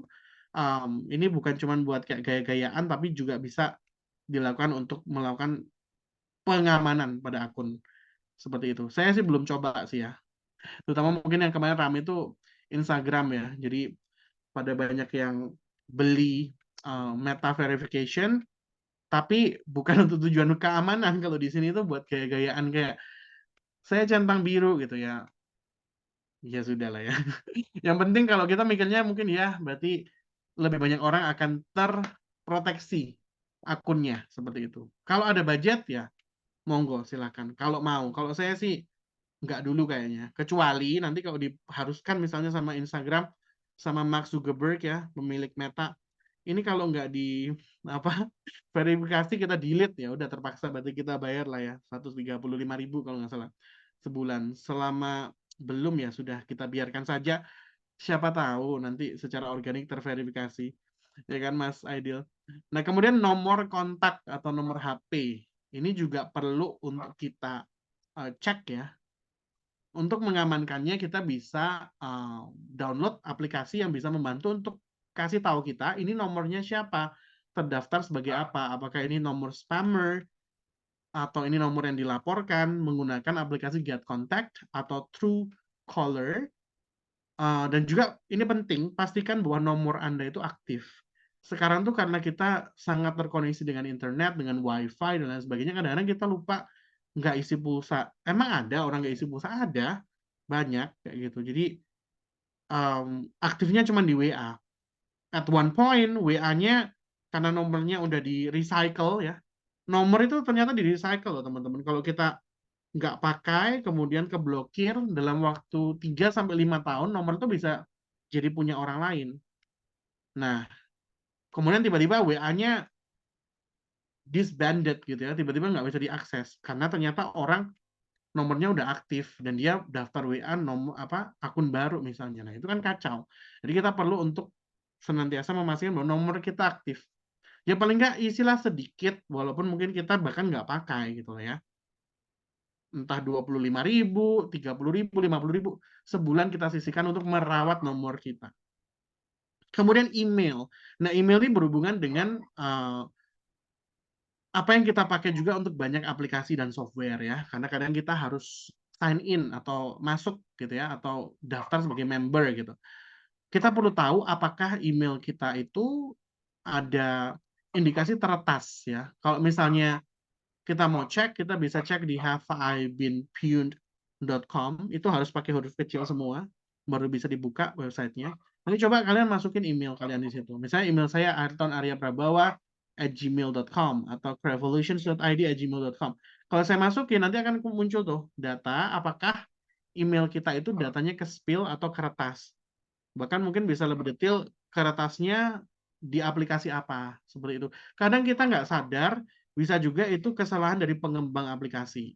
Jadi mungkin beberapa tahun ini kita kadang sebel gitu ya, data kita kertas nih, gara-gara si toko hijau, toko orange, dan sebagainya. Itu kita nggak bisa kontrol, teman-teman. Kita nggak ikut punya perusahaan, we're not working inside of them, tapi kita pakai aplikasinya. So what we can do adalah to avoid kemungkinan kejahatan siber. Jadi kalau misalnya kita cek misalnya di haveibeenpwned.com atau mungkin kalian curiga sepertinya ada yang mencoba mengakses email Anda bisa mencoba untuk memperbarui password atau kata sandi. At the moment kalian memperbarui kata password atau kata sandi, kalian juga sebetulnya sekaligus men-sign out atau mengeluarkan email kalian dari device-device atau koneksi-koneksi yang asing dari kalian. Seperti itu. Ini penting juga. Mengelola kata sandi. Kata sandi atau password itu memang sebaiknya harus lebih kompleks. Tingkatkan kesulitan kata sandi, kompleksitasnya. Jadi kayak kapitalisasi, angka, simbol gitu ya. Gunakan hal-hal yang very personal to you, tapi yang masih masuk akal gitu. Jangan misalnya kita bikin yang ruwet banget ya, sehingga pada saat kita misalnya mau masukin, kita pasti lupa gitu. Tapi jangan juga misalnya masukin pakai nama anak, nama ibu, nama ayah, nama jalan rumah kamu, nama perusahaan kamu, terus kamu kasih angka-angka atau istilahnya simbol-simbol yang umum gitu. Ya orang akan coba menebak-nebak juga. Jadi salah satu modus operandi untuk membobol kata sandi atau password itu adalah apa itu istilahnya? Camus ya. Jadi mereka tuh mencoba untuk memasukkan segala macam kemungkinan gitu. Nah, kemudian kalau hal-hal yang dekat dengan kita gunakan sebagai kata sandi, berarti kita sudah membahayakan diri kita. Tetapi Ayrton, I have too many accounts. Saya punya account terlalu banyak, email saya ada 10 mungkin ya. Sosmed saya ada 20, belum lagi nanti yang aplikasi bank segala macam. Saya mumet. Jadi harus gimana? Masa saya harus bikin 30 password atau 40-50 password? Enggak seperti itu. Tadi saya bilang bahwa kita tidak bisa menghilangkan 100% kejahatan siber atau resiko siber, tetapi kita bisa meminimalisasi. Yang paling penting itu bukan hanya teknologinya terupdate dan bekerja secara maksimal, tetapi bagaimana kita masih punya kontrol terhadap apa yang kita gunakan. Oleh karena itu kita bisa menggunakan manajemen kategorisasi kata sandi. Kalau saya contohnya misalnya begini, saya punya beberapa sektor pekerjaan. Taruhlah sektor pekerjaan saya itu saya bagi menjadi 3 misalnya ya. Ada pekerjaan yang sifatnya voluntary, ada pekerjaan di bidang bahasa, saya sebagai penerjemah, kemudian ada pekerjaan saya sebagai entrepreneur, saya mengelola agency, misalnya kan begitu. Apa yang saya lakukan? Berarti saya misalnya punya kategori akun dan email ada 3. Nah, minimal saya punya 3 model kata sandi yang berbeda. Saya bagi jadi 4 bisa nggak? Bisa. Saya bagi jadi 5 bisa nggak? Bisa. Jadi minimal saya punya 2, 3, 4, atau 5 untuk 20 sampai 30 akun yang saya punya. Jadi nggak kalau sekali kejebol semua. Gitu loh ya. Jadi itu cara kita untuk tetap punya kontrol terhadap apa yang kita pakai secara digital, tetapi juga tidak terlalu merepotkan kita. Seperti itu. Ini free resources, teman-teman bisa cek ya. Tadi ada haveibeenpwned.com, kemudian juga hal-hal lain terkait dengan kejahatan siber itu tidak hanya yang bersifat virus atau malware maupun phishing link, bisa juga hal yang bersifat social engineering atau rekayasa sosial. Misalnya ada orang telepon kita atau kirim pesan ke kita segala macam gitu ya, minta nomor rekening, atau kita mau bertransaksi ya berdagang, berbisnis, atau vendor kita gitu. Orang baru, kita nggak kenal, sebetulnya kita nggak paham betul, tapi mungkin kita harus transfer sesuatu. Kita mau cek rekeningnya, namanya, segala macam. Nah, kita bisa coba cari di periksadata.com atau dicek rekening.id by Kominfo. Alright, so cybersecurity atau keamanan siber in a nutshell itu gampang. 2 hal aja, Mas Adil dan teman-teman Kaizen Talk. Yang pertama adalah manajemen data digital kita. Yang kedua adalah manajemen konektivitas digital. Apa manajemen data digital? Kita harus tahu, kita perlu mengerti seberapa banyak perangkat, kemudian seberapa banyak dokumen, file, data yang kita punya dalam perangkat-perangkat tersebut. Untuk kemudian kita rapikan, kita lakukan backup atau pencadangan, kita kategorisasikan, sehingga kita punya kontrol yang lebih nyaman terhadap data digital kita. Kalau ada apa-apa, ada hilang-hilangnya, ada dicuri, segala macam dihack, kita masih punya kopinya. Kita masih punya akses terhadap data kita sendiri. Kemudian yang kedua, manajemen konektivitas digital. Kita harus sadar bahwa memang we're living in a digital era, di mana kita terkoneksi betul-betul dengan internet, bisa jadi 24/7, every day, every week, every month, forever, sampai kita mungkin udah nggak ada gitu ya. Jadi kita perlu tahu siapa saja yang punya akses terhadap akun-akun digital kita, siapa yang sharing akses terhadap paket data kita, wifi kita, ada strangers atau tidak, perlu di password atau tidak, dan bagaimana kita memastikan bahwa yang punya akses terhadap akun-akun atau konektivitas digital dalam platform-platform itu adalah orang-orang yang terbatas. Kalau bisa hanya Anda dan mereka yang betul-betul Anda sangat percaya. Misalnya Anda mungkin punya daftar password gitu ya, username dan password, karena saking banyaknya ya. Kalau Mas Aidil itu pasti banyak banget, aku juga banyak banget gitu, bisa probably 30, 40, 50 berbagai macam password. Apa yang kita lakukan? Ini masukan dari saya, jangan pernah dicatat di handphone, karena ini bisa hilang. Jangan pernah Anda catat di tablet atau laptop, karena itu terkoneksi dengan internet. Kalau kehack berarti hilang, data diambil orang. Apa yang bisa Anda lakukan? Catat di buku, ya, di notebook. Tapi jangan dibawa kemana-mana, ya. Tinggalkan itu di rumah misalnya, atau di safe deposit box Anda. Jadi kalau ada apa-apa, Anda datang ke buku itu. Tapi bukunya jangan dibawa berpetualang kemana-mana. Jadi nanti kalau misalnya hilang, hilang bener gitu ya. Catat di buku secara manual. Nih kalau saya catat di buku secara manual. I put it at home, in my home always. Jadi kalau ada apa-apa, saya bisa telepon kakak saya, orang tua saya untuk check something. Misalnya saya di luar kota, tinggal fotoin atau apa, saya bisa kasih tahu lokasinya di mana. Atau kalau ada apa-apa dengan saya, they know where I store my data key. Misalnya begitu. Nah, nanti kalau misalnya usahanya udah besar sekali, terus kemudian datanya udah ruwet banget gitu ya gimana? Beda. Nanti Anda mungkin punya tim IT yang Anda percaya. Itulah kenapa mungkin misalnya kalau orang yang jagain IT system atau server kita itu bayarannya nggak murah. Ya iya, karena mereka orang yang benar-benar harus bisa dipercaya dan they make our data very secure gitu. Nggak cuman menjaga dari sisi sistemnya aja, tetapi secara manual juga they're doing the effort gitu. Mereka put a lot of usaha untuk menjaga data kita nggak dibobol atau diakses orang lain. Seperti itu. Alright, that's it. Kayaknya ini banyak pertanyaan. Habis ini kita ngobrol-ngobrol sama teman-teman di Kaizen Talk. Thank you very much. Ini ada social media saya, link online saya, dan juga email saya.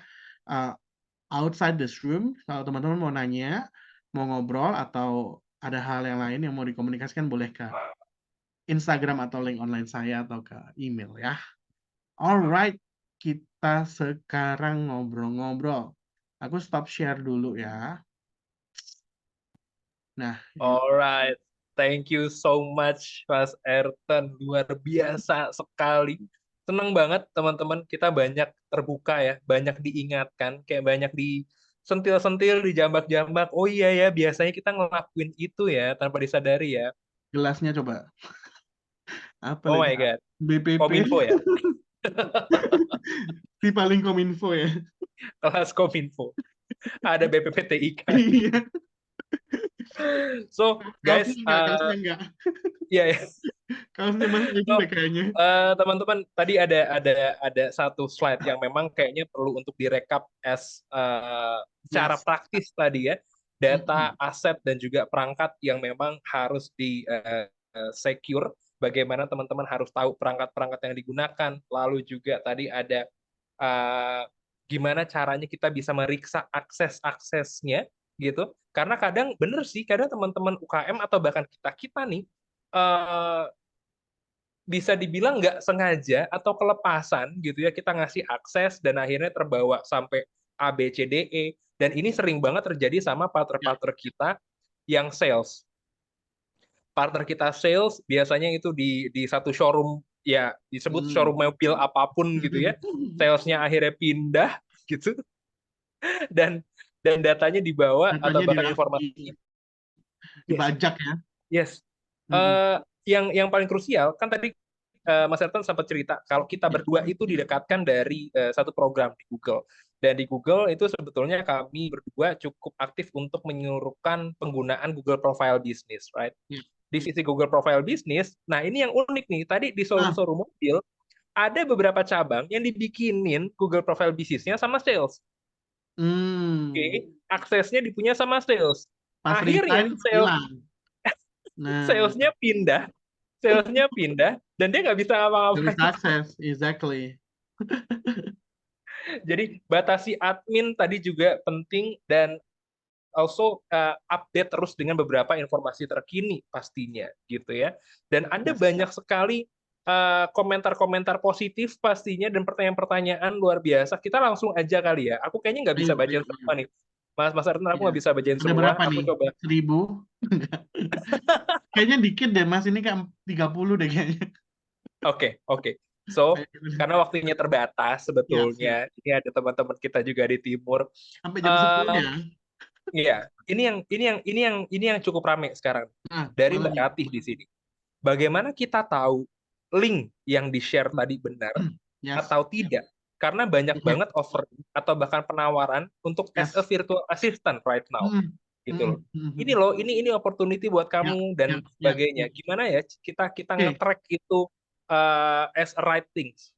Benar. Ada dua hal ya menurut saya. Satu, kalau misalnya link itu visually kita bisa lihat ya. Yang pertama, biasanya kita udah pakai plugin keamanan. Ada HTTPS, kalau teman-teman lihat HTTPS apa gitu kan. Itu berarti HTTPS, sorry. Berarti kita udah pakai plugin keamanan supaya kita punya web itu nggak gampang dibobol sama orang gitu ya.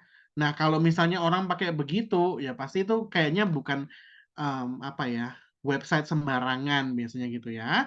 Kemudian tentunya dia harus punya nama domain yang benar gitu. Bukan kayak nanti misalnya angka huruf itu udah mencurigakan. It's very fishy. Yang kedua, ini juga penting. Sekalipun teman-teman websitenya terpercaya, jangan mudah-mudah kemudian kita membagikan data. Dalam artian apa sih? Sekarang tuh zaman dimana orang tuh emang agak-agak gimana ya, tricky, agak nyebelin, sukanya itu ngambil data orang dengan cara apapun. Katanya data mining gitu kan. Jadi pokoknya apa-apa suruh ngisi data. Kenali dulu ini siapa yang suruh ngisi data. Maksudnya siapa dia gitu minta data saya. Apakah dia itu BPJS Kesehatan? Ya mungkin boleh ya. Tapi kalau misalnya dia perusahaan penjual motor listrik misalnya gitu, ya nggak saya kasih gitu loh ya. Ngapain gitu. Ya itu tergantung teman-teman sendiri. Kadang kalau kita di sisi pengusaha ya kita perlu data orang loh Mas Etan. Gimana dong? Ya caranya gitu ya. Nggak apa-apa lu orang suruh ngisi form segala macam. Menjaring data orang dengan cara nggak benar gitu. Etikanya nggak ada ya. Digital ethics-nya tidak main gitu ya. Nah kemudian tadi kalau misalnya balik ke nomor satu, kalau kita mau cek secara visual, kita bisa ke laptop sebetulnya, ke browser. Kita copy dulu, kita lihat supaya jelas. Atau teman-teman copy ke notepad gitu ya, ke notes yang ada di handphone. supaya lebih jelas gitu. Karena mungkin kita ngelihatnya di browser tuh nggak jelas. Nah, kalau udah, ini kalau terlalu mencurigakan, sekalipun pesannya mendesak gitu ya, misalnya ini kalau nggak dipencet nanti di mana meledak gitu, udah bodo amat dah gitu ya. Ya sekalian nggak mau ribet dah pokoknya gitu. Kalau perlu dia pasti nelpon deh. Kalau perlu dia pasti email. Karena link lu terlalu mencurigakan, ya kan, bla bla bla, lalilu, ya udah gua nggak mau buka. Urusan ntar dah, ribet-ribetnya pikiran ntar. Pokoknya aneh, blok gitu aja. Ya, itu untuk link. Oke? That's it. Aneh, blok. Iya, blok Ternyata aja. kendalinya juga Iyalah, seleksinya dari kita dulu, teman-teman. bener. Please coba untuk dilihat Misalnya gini lagi. ya, tapi itu Ulang. gimmick Yes, loh yes. itu ternyata ya. Maka bikin gimmick juga yang masuk akal ya kan. Bikin gimmick yang apa gitu kan. Kayak data-data ngeri gitu ya. Siapa yang mau gitu ya. Ya, ya, ya. Dan ini buat Gitu. teman-teman juga dari sisi kacamata entrepreneurnya atau bahkan Yes. pengusaha, tolong cukup serius untuk bisa membuktikan CRM atau Customer Relationship Management itu berjalan. Karena ada banyak Betul. banget yang akhirnya bikin brandnya menjadi buruk atau bahkan orang jadi nggak Ya, trust sama bisnisnya karena just data mining seperti yang tadi disampaikan benar. oleh Mas Benar. Merton. Sampai akhirnya Betul. ini ngapain ya, kita ditawarin lagi. Hmm. That's not part of job dari customer relationship management gitu. Iya. Mm-mm. Menjaga relasi itu bukan hanya menawarkan. Jualan. Itu dia. Ya. Oke deh. Ini ada pertanyaan lagi yang Ah, juga menyentil hal-hal yang kami berdua juga sedang pelajari sekarang. yes. Ini dari Mas Deran di sini. Gimana ya? Ini buat UMKM di dunia digital, terus udah ada AI dan seterusnya. Sedangkan SDM-nya tadi kurang dalam Ya. konteks literasi. Alright. Upaya yang memang mungkin bisa dilakukan sama teman-teman UMKM tuh apa kira-kira ya Mas? Gampang aja. Makanya jangan apa-apa AI. Ya, jangan apa gini loh maksud saya. Saya tuh kadang-kadang kenapa sih harus semuanya bikin itu gitu ya? Atau misalnya gini, kenapa sih apa-apa harus di otomasi gitu ya? Nanti sekarang tuh orang-orang gini, oh kita bikin caption pakai ChatGPT, ya kan? Kita bikin copywriting. Ngapain? Orang emang nggak bisa gitu bikin caption atau misalnya bikin copywriting dengan berpikir sendiri? Bisa loh teman-teman. Kecuali misalnya satu hari itu harus bikin 20 konten sehingga kita butuh bantuan teknologi. Oke lah kalau butuh bantuan teknologi, tapi gimana caranya supaya tetap secure? Oh, saya harus punya email yang resmi, kemudian saya harus ada gadget di mana memang saya bisa akses AI platform itu dengan aman misalnya gitu ya.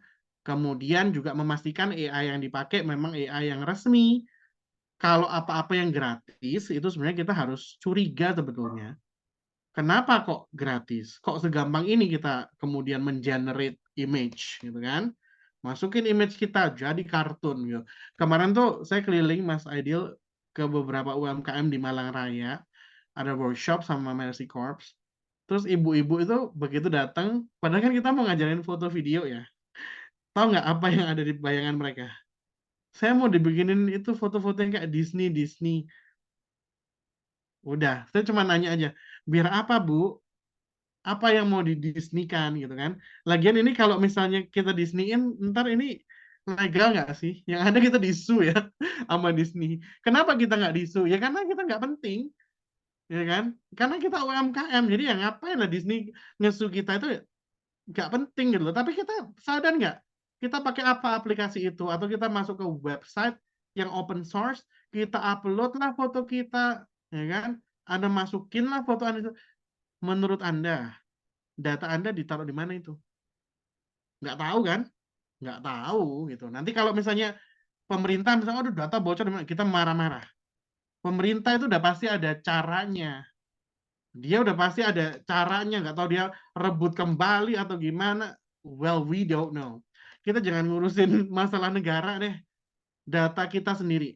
Itu perlu untuk kemudian kita makanya hati-hati. Nggak perlu apa-apa itu artificial intelligence. Kecuali memang konteks usaha Anda udah perlu ke arah sana gitu ya. Jadi banyak hal yang masih bisa kita kerjakan secara manual tanpa apa-apa dibantu AI. Ntar nulis email dibantu AI loh sekarang. Aku sebel banget sampai aku matiin tuh di Gmail tuh. Jadi kita dikasih gitu kan ya, dikasih saran tulisannya apa gitu. Merasa bodoh kalau saya matiin AI-nya gitu loh. Jadi nggak apa-apa AI, teman-teman ya. Anda nggak AI pakai open source, data Anda kemana itu? Gitu loh. Kalau bayar gimana? Kalau bayar ya insya Allah aman ya. Kayaknya, karena ya fair dong. Bayar ya datanya ada yang di-secure. Kayak gitu loh. Tapi when it is open source, tadi saya bilang apa? Kalau too good to be true, kayaknya gampang, kayaknya gratis, otomatis tidak aman. Oke, jadi tempat saya untuk teman-teman UMKM semuanya, sahabat-sahabat Kaizen, jangan cari cara yang paling gampang. Ya, jangan apa-apa yang gampang. Nggak semua hal perlu dijadikan Disney ya, teman-teman ya. Nggak ada gitu. Bikin konten aja. Optimasi dengan konten, kita bikin foto yang bagus, video yang bagus. Kadang kita perlu go back to the root atau the original idea. Mau ngapain, mau promosi, ya udah bikin konten. Sambil itu kita melatih loh kemampuan kita nih tentang branding, skill marketing kita bikin caption, copywriting yang engaging seperti itu. Dan biasakan seperti itu supaya pada saat di titik di mana Anda perlu menggunakan AI, you know that you have the control gitu. Nggak semuanya Anda kasih ke artificial intelligence, and at one point ternyata apa yang kita generate itu ternyata nggak original misalnya. So scary. Hati-hati, Iya. hati-hati, teman-teman, hati-hati. Sebenarnya mau udahan, tapi ini ada satu pertanyaan Boleh. lagi yang biasanya tuh common banget terjadi sekarang. Apa nih? Dari Mbak Liza di sini. Bagaimana nih Pak keamanan kita untuk invitation masuk ke grup WA? So, karena sekarang kan ada fitur community tuh, ya, mereka oke, invite di sini untuk A, untuk B, untuk C, tapi banyak penjual invite kita ke grup untuk lihat produk mereka. Ya. Dari Mbak Liza ada pertanyaan, kita secure nggak ya untuk bisa join di sini? Ya sebetulnya kalau itu kan kita bisa atur ya di pengaturan atau setting untuk kita nggak enable untuk diundang orang ke grup secara otomatis. Jadi kalau mereka mau undang kita ke grup, mereka akan kirim itu sebagai kayak direct message, di mana mereka meminta izin gitu ya. Kita approve atau enggak gitu. Itu satu. Kedua, sebetulnya sisi keamanannya itu kalau menurut saya lebih di arah informasi ya. Dalam artian pada saat kita masuk ke grup-grup tertentu itu, hati-hati, kita nggak tahu grupnya apa, kadang kita nggak cek juga. Biasakan misalnya paling nggak seminggu sekali ngecek WA-nya, ya, Telegram-nya, atau Discord-nya. Kita tuh dimasukin orang ke grup apa. Ntar jangan-jangan dimasukin orang ke grup penipu online, misalnya gini gitu. Ntar yang ada Anda dikirain bagian dari itu loh. Satu, ya kan? Kedua, tentang sumber informasi. Menurut saya itu penting. Kenapa kita masuk ke sebuah grup? Ada kebutuhan koordinasi, ada kebutuhan mencari informasi. Kalau hal-hal yang memang sudah nggak relevan, tidak produktif, tidak membuat kita tambah pintar, ya mendingan leave grup, ya kan? Daripada nanti udah penuh-penuhin HP, memori, ya kan? Segala macam, masih lagi kita dapat informasi negatif-negatif yang nggak perlu, kayak gitu. Jadi itu yang kedua tadi, ya. Jadi kalau untuk ngatur sih gampang ya. Dalam artian tinggal di setting supaya orang tidak secara otomatis bisa masukin kita, tapi again and again you have to check, it's not just that. Kamu perlu cek apakah kamu ada di grup-grup yang benar. Kalau grup-grupnya tidak, mendingan grup itu nggak ada, maksudnya bukan nggak ada update-nya ya, maksudnya kayak grup yang silent aja, kayak misalnya kadang-kadang ada informasi gitu ya, oh mungkin ada event, ada workshop, ngasih apa broadcast kadang-kadang, bukan yang kayak seminggu 10 kali gitu loh. Itu kalau yang kayak gitu, aduh males lah. Kecuali grup apa, grup buzzer misalnya. Mencari rupiah ya kan, jadi kita mencari rupiah ya kan. Betul. Beda ya, grup KOL, grup mencari pekerjaan, grup marketing rumahan, beda. Ya. Nanti untuk grup diskusinya berjalan masif benar gitu. Itu. Jagalah juga teman-teman tidak hanya teknologi, akses konektivitas, tapi juga isi kepala kita nih ya dan hati untuk tidak konsumsi hal-hal yang tidak baik dan tidak bermanfaat.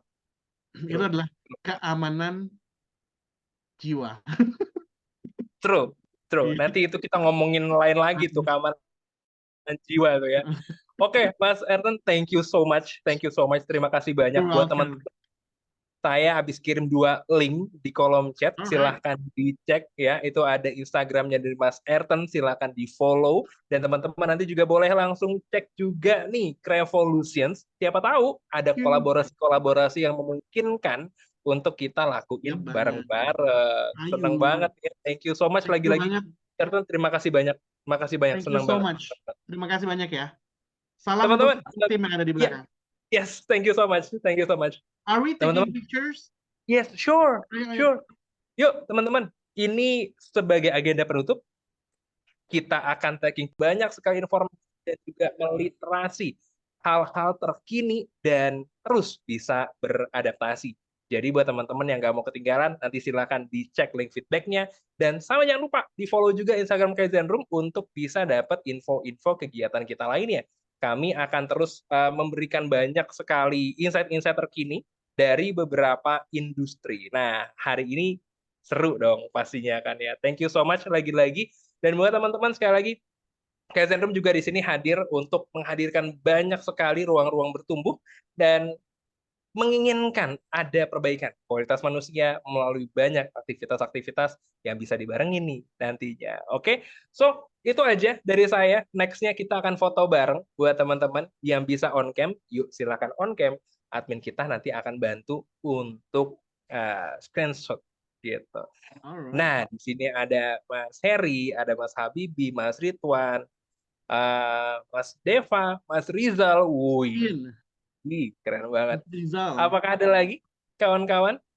Apakah Ini ada satu lagi yang halaman aja bisa? ya? Oh, dua halaman. Iya. Mari Oke. kita on cam dulu. Ada Mas Ananto juga, terima kasih banyak.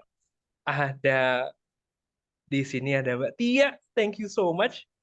Buat teman-teman, silahkan kalau emang ternyata mau on cam. Saya izin hitung ya. 3, 2, 1. Oke, sekali lagi boleh ya. 3, 2, 1. Thank you so much. Thank you. Terima kasih banyak. Fotonya akan saya kirim di grup. Beberapa informasi yang tadi Mas Erten juga sampaikan, kita akan coba untuk rangkum itu di grup, dan kita ketemu lagi di sesi Kaizen Talk berikutnya. Mas Erten, thank you so much. Thank you. Sampai ketemu. You're welcome. Sampai ketemu. See you. Bye-bye semuanya. Terima kasih. Bye-bye. Saya kembalikan kepada Kakak Admin.